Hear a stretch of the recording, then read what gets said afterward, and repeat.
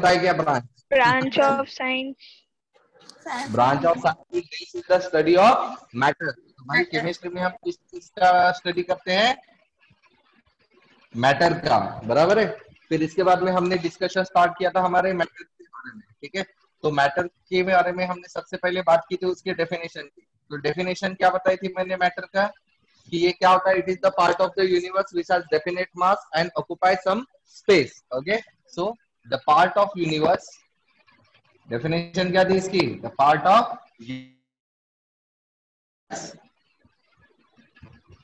which has mass and space,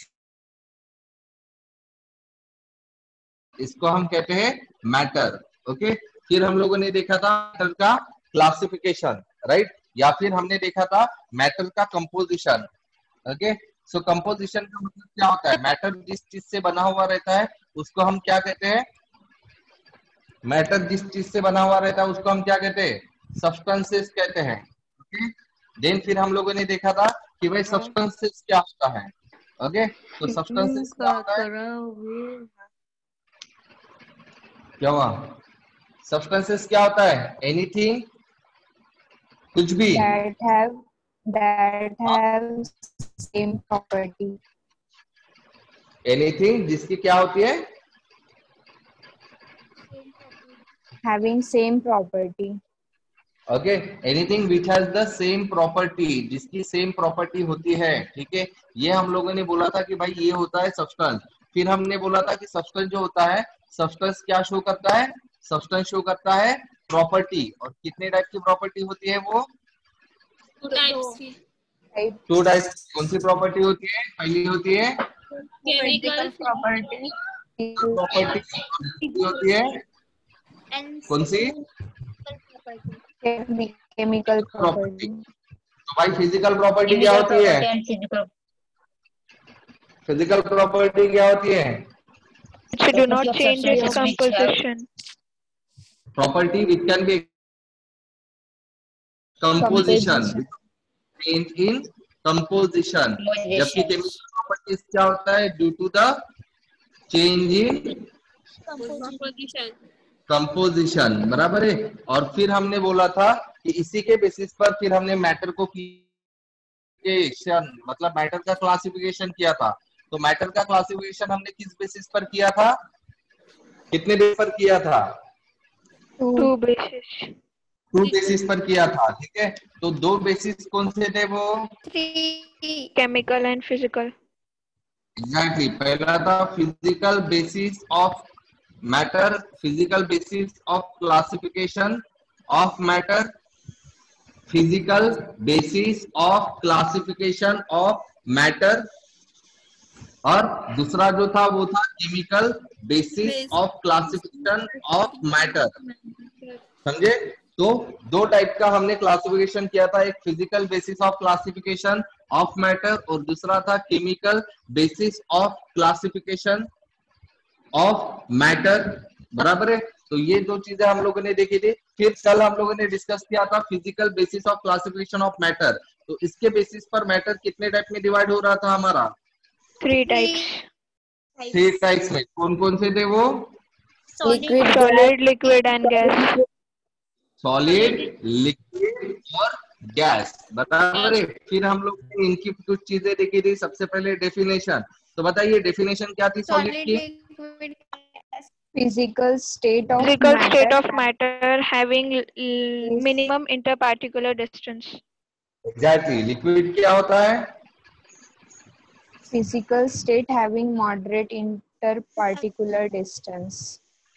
and what about gas? Physical state of matter having maximum interparticular distance. Exactly. फिर हमने properties देखी थी। तो second properties जो देखी थी वो क्या था? इंटर मॉलिक्यूलर या inter particular force of attraction, ये वाली चीज देखी थी। ओके, तो बताओ सॉलिड में कैसा होता है? Maximum force of attraction. Liquid में Moderate. मॉडरेट, गैस में Minimum. मिनिमम होता है, बराबर है। देन हमने बात की थी नेक्स्ट वाला, नेक्स्ट प्रॉपर्टी कौन सी बात की थी? शेप। शेप, बराबर है। तो बताओ सॉलिड का शेप कैसा होता है? डेफिनाइट। Definite. ओके, तो shape of the solid is definite. Then उसके बाद में लिक्विड का कैसा होता है? इंडेफिनाइट। Indefinite. होता है। और फिर गैस का कैसा होता है? वो भी Indefinite. इनडेफिनाइट होता है। देन उसके बाद में नेक्स्ट प्रॉपर्टी कौन सी देखी थी हमने? वॉल्यूम। वॉल्यूम। तो वॉल्यूम कैसा होता है सॉलिड का? डेफिनाइट। डेफिनेट या फिक्स होता है, ठीक है, डेफिनेट बोल लेते हैं। देन इसका डेफिनाइट। डेफिनेट होता है। और गैस का कैसा होता है? इंडेफिनाइट। होता है। देन वॉल्यूम के बाद में नेक्स्ट प्रॉपर्टी कौन सी देखी थी हमने? कंप्रेसिबिलिटी। क्या? Compressibility. कंप्रेसिबिलिटी। ओके, तो बताओ कंप्रेसिबिलिटी कैसी होती है सॉलिड की? Less Less. compressible. मिनिमम मतलब कंप्रेसिबल, लीस्ट। लेस की जगह हम क्या लिखते हैं? लीस्ट। लिक्विड कैसा होता है? मोर। गैस कैसा होता है? Most. कंप्रेसिबल होता है। देन नेक्स्ट क्या लिखा था हमने? Hardness. ओके, तो सॉलिड कैसा होता है? Hard and rigid. रिजिड। हाँ। लिक्विड कैसा होता है? Freely Movable. movable. Okay, freely movable या सिर्फ मूवेबल लिखा था? Freely movable. Freely movable. और Freely गैस का?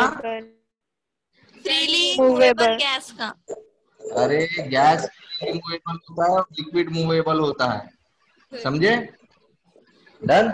लेटर ऑन नेक्स्ट हमने देखा था कौन सा प्रॉपर्टी? Kinetic energy. एनर्जी। तो बताओ काइनेटिक एनर्जी कैसी होती है सॉलिड की? Lowest. लोवेस्ट या लीस्ट। ओके, देन लिक्विड की? Moderate. हाँ, हाईएस्ट हाईएस्ट। लिक्विड की? Moderate. Moderate. की। और गैस की? Highest. Highest kinetic energy. Okay, later on next कौन सी देखी थी प्रॉपर्टी बताइए? Diffusion. डिफ्यूजन। ओके, तो अब हम बात कर रहे थे डिफ्यूजन। यहाँ तक हो गया था हमारा, डिफ्यूजन प्रॉपर्टी बची हुई थी। तो डिफ्यूजन का मतलब क्या होता है? एक चीज का दूसरे के साथ फ्री मिक्सअप हो जाना। समझ में आ रहा है? एक चीज का दूसरे के साथ फ्रीली मिक्स हो जाना। फॉर एग्जाम्पल, जैसे अगर मैं पानी लेता हूँ और उस पानी में मैं अगर पर्टिकुलरली एक और लिक्विड डाल देता हूँ, ठीक है, लाइक कंसीडर करो यार, मैं डाल देता हूँ उसमें शुगर सिरप, ठीक है, या फिर चलो हमारी कोल्ड ड्रिंक ले लेते हैं, ठीक है, वाटर, कोका कोला। तो कोका कोला अगर मैं एक लिक्विड, कोका कोला एक लिक्विड है और हमारा पानी एक लिक्विड है। अगर मैं कोका कोला को पानी में डालूंगा तो अल्टीमेटली क्या हो जाएंगे? ये एक दूसरे के साथ मिक्स होंगे या नहीं होंगे? होंगे, बराबर। ये जो प्रोसेस होता है मिक्सिंग का विथ ईच अदर, इसको हम कहते हैं डिफ्यूजन। समझ में आ रहा है डिफ्यूजन का मीनिंग? हाँ सर. Okay, later on. अब नेक्स्ट जो मीनिंग होता है वो होता है डिफ्यूजन फॉर सॉलिड। जैसे ये वाले हैं, मार्कर ले लिए और मार्करों को मैंने क्या कर लिया, पत्थर में साथ मिक्स कर लिया, तो ये एक दूसरे के अंदर ऐसे घुस जाएंगे क्या? जैसे पानी और कोका कोला मिक्स हो जाता है यूनिफॉर्मली? नहीं. मतलब सॉलिड में डिफ्यूजन नहीं होता. नहीं होता. हम बात करते हैं गैस की, तो ऑक्सीजन, नाइट्रोजन, हाइड्रोजन, ये एक दूसरे के साथ मिक्सअप हो जाती है क्या? हाँ. नहीं होती है। होती है. एयर ध्यान रख, air is the mixture of, air is the mixture of gases. भाई एयर में गैसेस प्रेजेंट है ना, ऑक्सीजन है, नाइट्रोजन है, कार्बन डाइऑक्साइड है, बहुत सारी गैसेस, और एक दूसरे के साथ मिक्सअप होकर ही है ना। हाँ सर. तो इसका मतलब हम क्या बोलते हैं कि एयर जो होती है एक दूसरे के साथ मिक्स होती है। भाई हवा में कोई भी चीज फैल जाती है ना, आप समझ पा रहे हो ना? अगर क्लास में, ठीक है, क्लास में बैठे हम लोग, किसी का पेट खराब हो, तो वो जो गैस बनती है वो फैल जाती है क्या नहीं एयर में? हाँ ना, फैलती। हाँ लगता है ना आपको कि भाई पेट खराब है किसी का तो भी, है ना? तो वो किस लिए लगता है? क्योंकि गैस वहां डिफ्यूज हो जाती है आपके एयर के साथ में, और फिर वो एयर हम ले लेते हैं और हम लोगों को पता लग जाता है। समझ में आ रहा है आपको? ओके, तो डिफ्यूजन बताइए, सॉलिड डिफ्यूज होता है क्या? नहीं होता है, मतलब ये नॉन डिफ्यूज होता है। ठीक है, लिक्विड जो होता है वो कैसा होता है? डिफ्यूजिबल होता है। और गैस कैसी रहती है? हाईली डिफ्यूजिबल होता है। समझ में आ रहा है? क्लियर है? तो ये हो गए हमारे सॉलिड, लिक्विड और गैस की प्रॉपर्टीज। Okay done. तो पहला पार्ट डेफिनेशन का हो गया। सेकंड पार्ट हम लिख लेते हैं कि भाई ये जो हमने देखी थी वो थी प्रॉपर्टीज। ओके, अब हम बात करते हैं नेक्स्ट वाली चीज की। तो नेक्स्ट वाली चीज जो हमको पढ़नी है इन स्टेट ऑफ मैटर में, वो होता है inter conversion of matter. Inter conversion of matter. तो भाई इंटर कन्वर्शन ऑफ मैटर का मतलब क्या होता है? तो आप लोग को अच्छे से पता है कि भाई जो सॉलिड होता है it can be converted into liquid and it can be converted into gas. बराबर है? ये जो चीज होती है वो एक दूसरे में कन्वर्ट होती है। होती है। तो बताओ सॉलिड लिक्विड के साथ मतलब कब, बट सॉलिड लिक्विड में कब कन्वर्ट होती है? जब मैं टेम्परेचर को क्या करता हूँ? इंक्रीज करता हूँ, मतलब मैं इसको हीट कर देता हूँ। क्या कर देता हूँ? इसको मैं हीट कर देता हूँ। When solid is heated it is converted into liquid. हाँ, and when liquid is heated, liquid किस में कन्वर्ट हो जाती है? गैस। गैस है। अब अगर मैं क्या करना पड़ेगा? कूल करना पड़ेगा। और लिक्विड को सॉलिड में कन्वर्ट करना है तो भी कूल करना पड़ेगा।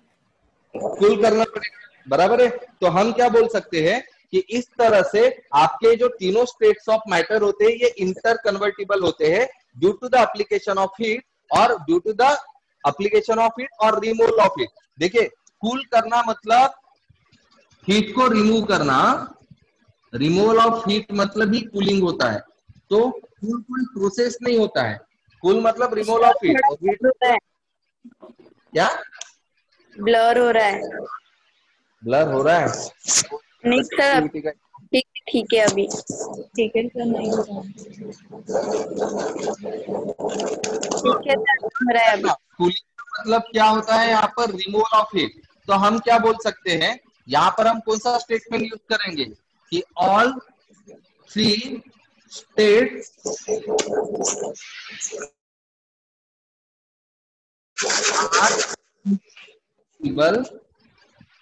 are interconvertible due to the application or removal of heat। समझ में आ रहा है? Okay,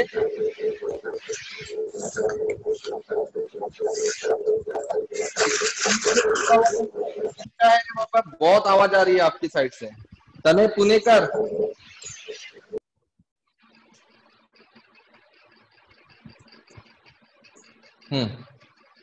got it? समझ में आ गया ये स्टेटमेंट आप लोग का? हम क्या बोलेंगे कि all three states of matter are interconvertible, मतलब एक मैटर दूसरे मैटर में कन्वर्ट होता है, मतलब इंटर कन्वर्शन होता है इन लोगों का, either due to the application of heat या फिर रिमूवल ऑफ हीट से। समझ में आ गया?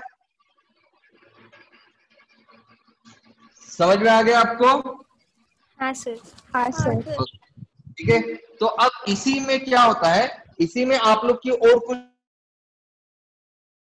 टर्मिनोलॉजी बढ़ जाती है कि देखिए, अब जब मैं कोई पर्टिकुलरली हीट को अप्लाई करता हूं, हीट अप्लाई करना मतलब जब मैं हीट अप्लाई करूंगा तो इसका मतलब क्या होता है? टेम्परेचर को इंक्रीज करना। जब मैं हीट अप्लाई करूंगा तो टेम्परेचर को बढ़ाना होता है।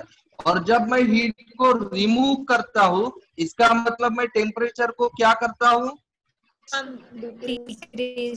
डिक्रीज करता हूँ, बराबर है। तो फॉर एग्जाम्पल जैसे मैं अगर सॉलिड को लिक्विड में कन्वर्ट करना चाहूंगा तो मैं क्या करूंगा, टेम्परेचर इंक्रीज, टेम्परेचर को बढ़ाते जाऊंगा। ठीक है, जैसे टेम्परेचर बढ़ाते गया बढ़ाते गया बढ़ाते गया और एक टेम्परेचर पर फिर क्या हो जाएगा, सॉलिड पूरा का पूरा लिक्विड बन जाएगा। तो एक ऐसा टेम्परेचर जहां पर पूरा का पूरा सॉलिड लिक्विड में कन्वर्ट होता है, उसको मैं कौन सा टेम्परेचर कहूंगा,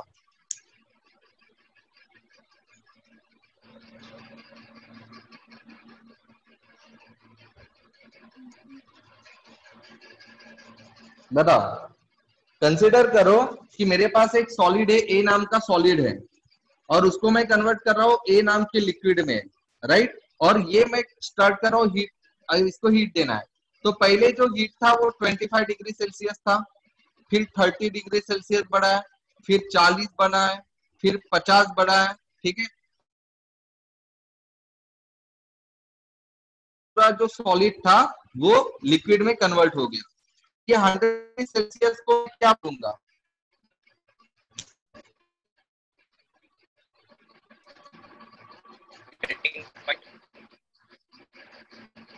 अच्छा मुझे बताओ, ऐसा प्रोसेस जिसमें सॉलिड लिक्विड में कन्वर्ट होता है, उस प्रोसेस को क्या बोलते हैं, क्या सर? सॉलिड अगर लिक्विड में कन्वर्ट होता है तो जो प्रोसेस होता है उस प्रोसेस को आप क्या बोलते हो, मेल्टिंग। समझाता हूँ। फॉर एग्जाम्पल, हाँ मेल्टिंग। देखिए डेयरी मिल्क आपकी सॉलिड में होती है, लेकिन फ्रिज के बाहर निकालने के बाद आप उसको जेब में लेकर घूमोगे कुछ टाइम, और वो भी धूप काले के दिन, तो वो क्या हो जाती है, सॉलिड से लिक्विड होती है, तो हम क्या बोलते हैं उसको, मेल्ट हो जाती है, मेल्ट, राइट। तो वो जो प्रोसेस होता है जिसमें सॉलिड लिक्विड में कन्वर्ट होता है उसको हम क्या कहते हैं, मेल्टिंग। मेल्टिंग। तो ऐसा टेम्परेचर जहां पर सॉलिड लिक्विड में कन्वर्ट होता है तो उसको क्या बोलेंगे हम लोग, मेल्टिंग पॉइंट। Melting point. समझ में आ रहा है, डन। तो हमारी अभी जो नेक्स्ट टर्मिनोलॉजी है ये उसी टेम्परेचर के बेस पर है कि कौन से टेम्परेचर को हम क्या कहते हैं। तो सबसे पहला जो आता है वो होता है मेल्टिंग पॉइंट। तो बताओ मेल्टिंग पॉइंट का मतलब क्या होगा, temperature at which solid converted into liquid Solid converted into the liquid form is called melting point. solid is converted into liquid is called as melting point, बराबर है, is called as melting point। Clear है। अब melting point के next में, जैसे solid liquid में convert हो जाता है तो ये मेल्टिंग पॉइंट, लिक्विड अगर गैस में कन्वर्ट होता है तो बॉइलिंग पॉइंट। Boiling point. तो बॉइलिंग पॉइंट की डेफिनेशन बताइए फिर, temperature at which liquid is Convert converted point। हाँ क्या होगा, when liquid convert into gaseous form is called boiling point. Temperature at which कौन किस में कन्वर्ट होगा, Liquid liquid is converted to gas, boiling point. Boiling point. Okay, अब जरा हम बात करते हैं, अगर मैं सॉलिड को डायरेक्टली गैस में कन्वर्ट कर सकता हूँ क्या, सब्लिमेशन। हाँ, एग्जैक्टली, सब्लिमिनेशन कहा जाता है। और उस पर्टिकुलर टेम्परेचर को हम क्या कहेंगे, सब्लिमेशन पॉइंट।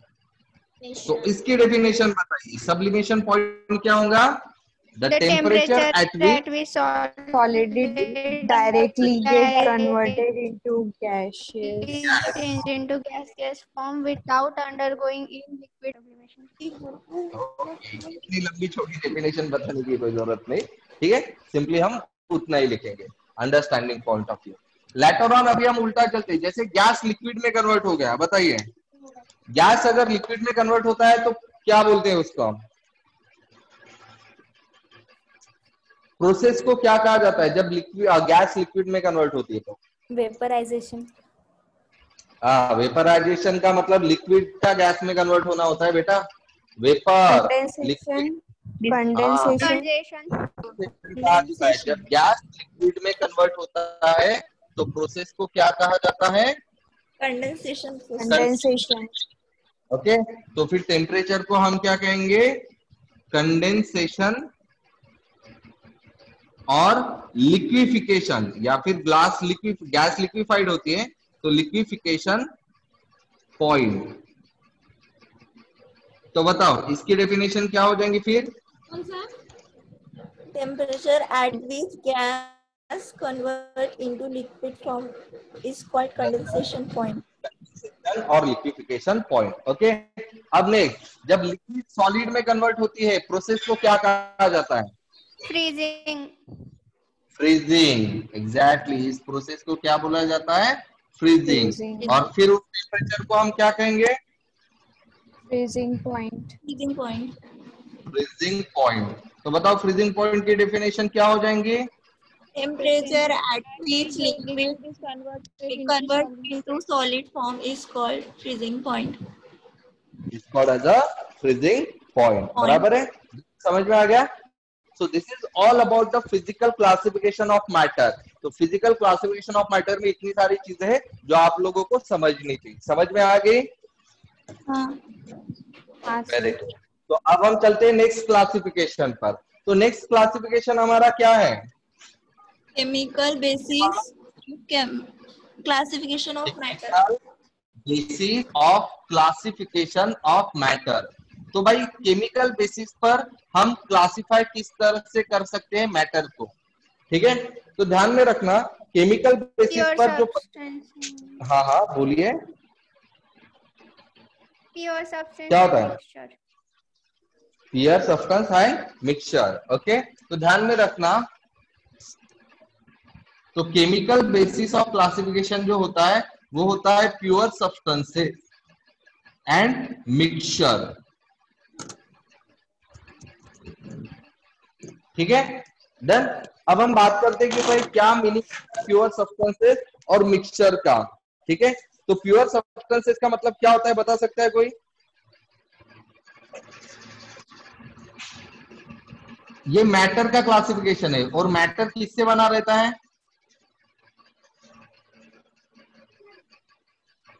मैटर के अंदर क्या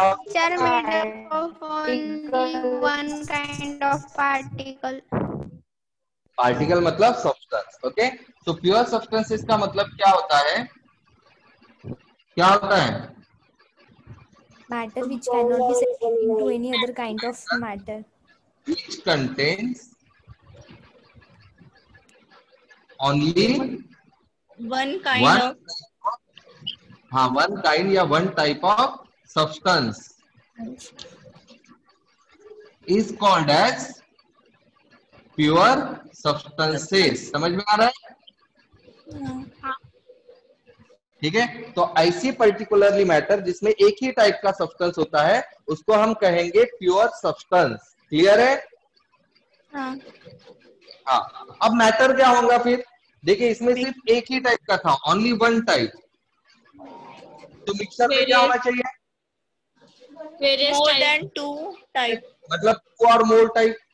बराबर है, तो आप यहाँ डेफिनेशन क्या लिखेंगे कि matter which which contains more than two type, two or more type of substances is called as mixture। इसको हम कहते हैं मिक्सचर। समझ में आ रहा है? क्लियर है? हाँ सर। ओके, अब बात करते हैं हम प्योर सब्सटेंस की कैरेक्टरिस्टिक्स की। ठीक है, तो प्योर सब्सटेंस की कैरेक्टरिस्टिक्स क्या हो सकती है? मतलब चलो अभी हम डिटेल में पढ़ेंगे प्योर सब्सटेंसेस को। मिक्सचर को अभी हम थोड़ी देर के लिए छोड़ देते हैं और पूरा फोकस प्योर सब्सटेंस पर करते हैं। तो प्योर सब्सटेंस का सबसे पहला तो पार्ट हमने देख लिया, दैट वाज द डेफिनेशन। ठीक है, तो डेफिनेशन के बाद में अब हम प्योर सब्सटेंस के सेकंड पार्ट को देखते हैं। ठीक है, तो प्योर सब्सटेंस में सेकंड पार्ट जो है वो है उसकी प्रॉपर्टी। कि भाई प्योर सब्सटेंस की क्या प्रॉपर्टीज होती है, ठीक है। So that was the first part called as a definition. अब हम बात करते हैं प्योर सब्सटेंस की प्रॉपर्टीज के बारे में, ठीक है। तो बताओ प्रॉपर्टीज क्या है। एक प्रॉपर्टी तो उसके डेफिनेशन में ही समाई हुई है, बताइए क्या प्रॉपर्टी होंगी। Made It up has of same only one kind taste, of composition, and texture. It contains only one type of substance, Substance. बराबर है। तो ये इसकी पहली प्रॉपर्टी है। Now move on to the second property. Second property इसकी क्या हो सकती है, तो ये क्या It होता is है। homogeneous. वेरी गुड, ठीक है। ये क्या होता है, होमोजीनस होता है। It is homogeneous. अब मुझे बताइए होमोजीनस का मीनिंग क्या होता है। होमोजीनस का मीनिंग क्या होता है। सिंगल टाइप ऑफ जिसको हम सेपरेट कर सकते हैं, इसको हम सेपरेट कर सकते हैं, नहीं कर जिसको हम सेपरेट mixture नहीं in कर which सकते। composition is uniform throughout the mixture. हाँ। होमोजीनस का मतलब क्या होता है, जिसका कंपोजिशन सेम रहेगा कहीं पर भी। हाँ समझे क्या। जैसे देखिए आप लोग तो जानते ही हो, ठीक है। अगर मैं कोई भी एक चीज लेकर आ जाता हूँ, कंसीडर कीजिए, क्या एग्जांपल दूं यार, चलो हमारा रोड ही ले लेते हैं, ठीक है।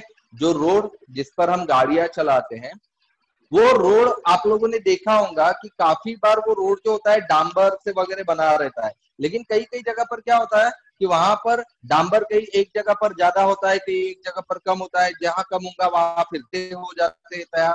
समझ में आ रहा है ना। मतलब जो मिक्सचर होता है वो पूरी तरह से सेम नहीं होता है। कंसिडर करो चूड़ा ले लो, आपके घर में जो दिवाली में चूड़ा बनाया जाता है, तो चूड़ा में जो मिक्सचर रहेगा वो मिक्सचर में कंपोजिशन, जैसे मैंने 1 चम्मच चूड़ा उठा लिया, तो उस चूड़े में पोहा, मुरमुरा, दलिया, सेंगदाना सब कुछ रहेगा। इसकी कोई गारंटी होती है क्या।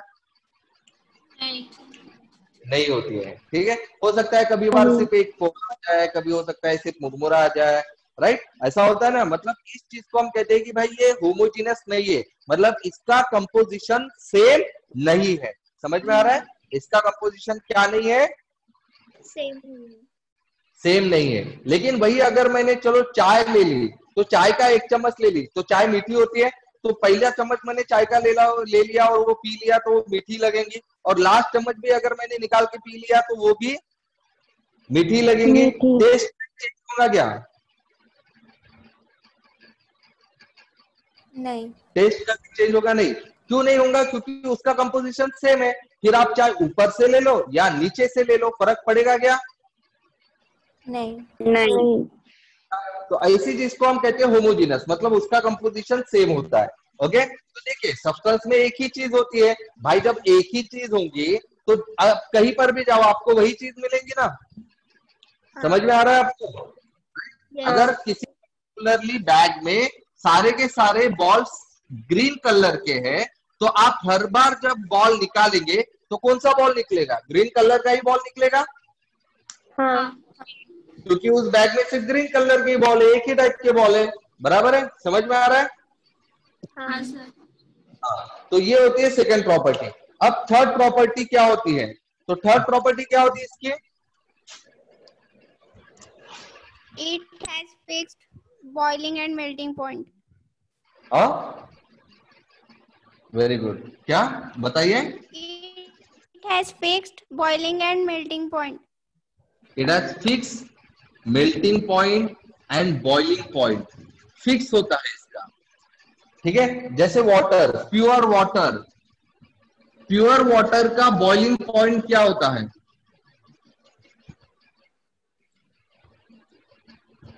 क्या होता है प्योर वाटर का बॉइलिंग पॉइंट।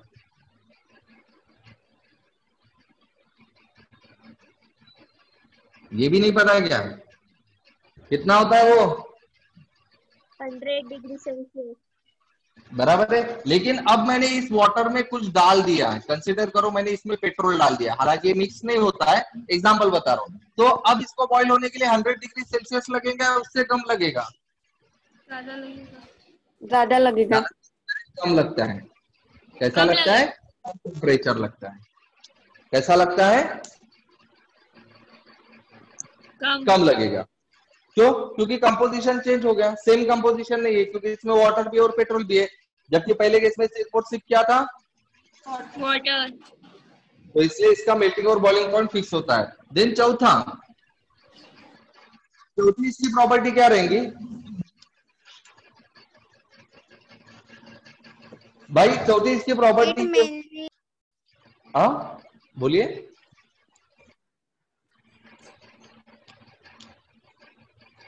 अरे बोल बेटा। It has constant and uniform composition. Constant and uniform composition रहता है, मतलब वो जो कंपोजिशन रहता है वो चेंज नहीं होता है। What does it mean? कि इस पर्टिकुलरली बैग में ग्रीन कलर की बॉल्स मैंने रखी है, ठीक है, पहले दिन ग्रीन कलर की बॉल रखी थी, 100 दिन के बाद जब मैं देखूंगा तो ये ग्रीन कलर की बॉल रेड कलर में होगी क्या? नहीं सर। नहीं। मतलब हम क्या बोल सकते हैं कि इसका जो कंपोजिशन है वो टाइम के साथ चेंज होता है क्या? नहीं होता है। तो ये इसकी नेक्स्ट प्रॉपर्टी रहती है क्या? कि its composition do not change with time. इसका जो कंपोजिशन होता है वो टाइम के साथ चेंज नहीं होता है। क्लियर है? हाँ। ओके हाँ, तो ये हो गई इसकी प्रॉपर्टीज ऑफ प्योर सब्सटेंसेस की। अब जो थर्ड पार्ट आता है प्योर सब्सटेंस का, वो आता है क्लासिफिकेशन ऑफ प्योर सब्सटेंसेस। ठीक है, तो भाई प्योर सब्सटेंस जो होता है वो मेनली दो टाइप में डिवाइड होता है। कौन से दो टाइप्स होते हैं वो? Elements and compounds. एक होता है एलिमेंट्स और दूसरा होता है कंपाउंड्स। ओके, तो अभी हम दोनों को डिटेल में पढ़ते। तो सबसे पहले हम बात कर लेते हैं किसके बारे में? एलिमेंट्स के बारे में। ठीक है, डन। तो बताओ एलिमेंट्स क्या होता है? Which are made up of only one type of atom. Okay, मतलब ये एक मैटर होता है। Of course it is a matter, it is a matter which contains only one type of atom। ठीक है, तो एलिमेंट वो चीज होती है जिसमें एक ही टाइप के एटम होते हैं। फॉर एग्जांपल अगर मैं गोल्ड एलिमेंट लेता हूं, गोल्ड जिसका सिंबल होता है AU, तो गोल्ड अगर मैं एलिमेंट लेता हूं तो इसमें जो एटम्स रहेंगे, क्योंकि गोल्ड ये एलिमेंट है, this one is an element. और जैसे कि मैंने कहा है एलिमेंट में क्या प्रेजेंट होते हैं? एटम्स प्रेजेंट होते हैं। तो गोल्ड में जो एटम्स रहेंगे वो किसके एटम रहेंगे? गोल्ड के ही रहेंगे या सिल्वर के वगैरह मिक्स रहेंगे? या सबके मिक्स रहेंगे? सिल्वर, गोल्ड, प्लैटिनम सबके मिक्स रहेंगे? गोल्ड के ही रहेंगे। समझ में रहेंगे? तो मतलब क्या बोलेंगे हम? एलिमेंट मतलब वो चीज होते हैं जिसमें सिर्फ एक ही टाइप का एटम होता है। जैसे अगर मैं गोल्ड कंसीडर करता हूं तो गोल्ड के अंदर सिर्फ गोल्ड के ही एटम रहेंगे, सिल्वर या प्लैटिनम के एटम्स नहीं रहेंगे। क्लियर है? हाँ। डन। हाँ, लेटर ऑन नेक्स्ट। तो ये क्या होता है ये तो हमने देख लिया इसकी डेफिनेशन। अब इसकी भी प्रॉपर्टीज हम देखते हैं।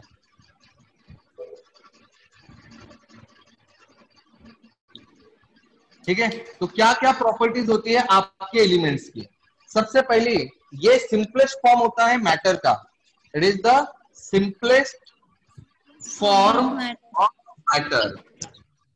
ये मैटर का सबसे सिंपलेस्ट फॉर्म होता है।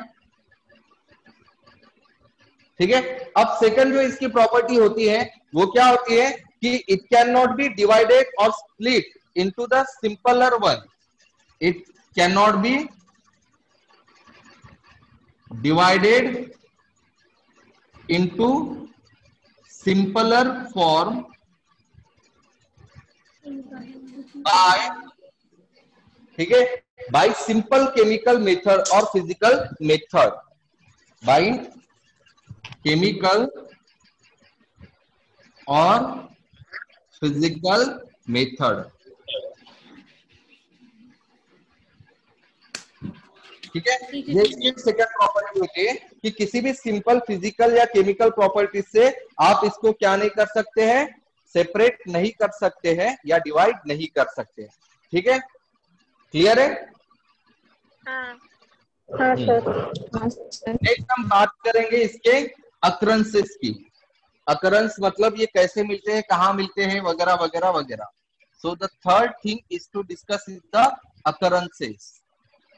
अकरेंसेस का मतलब ये कहाँ मिलते हैं, कैसे मिलते हैं, वगैरह वगैरह। तो ध्यान में रखना क्या होता है मोस्ट ऑफ, या फिर मुझे बताओ टोटल कितने एलिमेंट्स हमको नोन है, how much elements are known to us? 118 या 115? 118. 118 एलिमेंट्स हमारे पीरियोडिक टेबल में प्रेजेंट है, लेकिन उसमें से सारे के सारे ढूंढे गए हैं क्या? नहीं। ओके, तो राइट नाउ हम लोग बोलते हैं कि 115 elements are known. Total elements कितने हैं? देखिए टोटल एलिमेंट्स कितने हैं? 118। नोन एलिमेंट्स पता है वो कितने हैं? 115। इसमें से फिर जो नेचुरली प्रेजेंट है वो कितने हैं? 92। और आर्टिफिशियली या सिंथेसाइज जो हुए हैं आर्टिफिशियल एलिमेंट वो कितने? 115 में से 92 को निकाल दो, कितने हो जाएंगे? 16 होते? 23 एलिमेंट्स, बराबर है। तो ये एक डेटाबेस है, समझ में आ गया? ठीक है। अब तो नेचुरल एलिमेंट्स होते हैं वो कैसे रहते हैं? Elements are either occurred freely, या तो वो फ्रीली प्रेजेंट रहते हैं, और in combined form, for example gold present freely. ठीक है।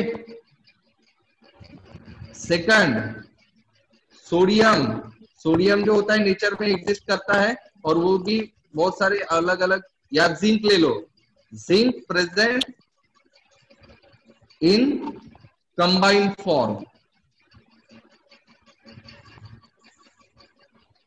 Form in the form of sulphide oxide वगैरह होते हैं ना, समझ में आ रहा है?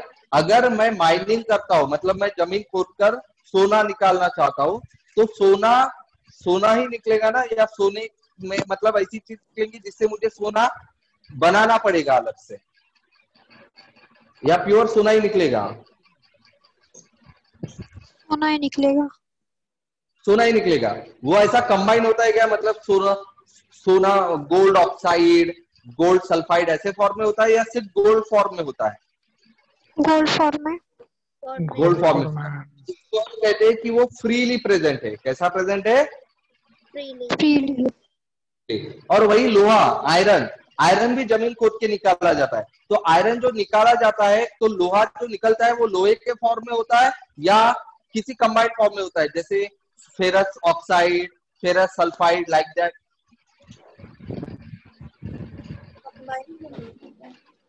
वो कंबाइंड फॉर्म में होता है, इन द फॉर्म ऑफ ऑक्साइड या फिर इन द फॉर्म ऑफ सल्फाइड। मतलब या तो वो फेरस ऑक्साइड रहेगा या तो फेरस सल्फाइड रहेगा। समझ में आ रहा है?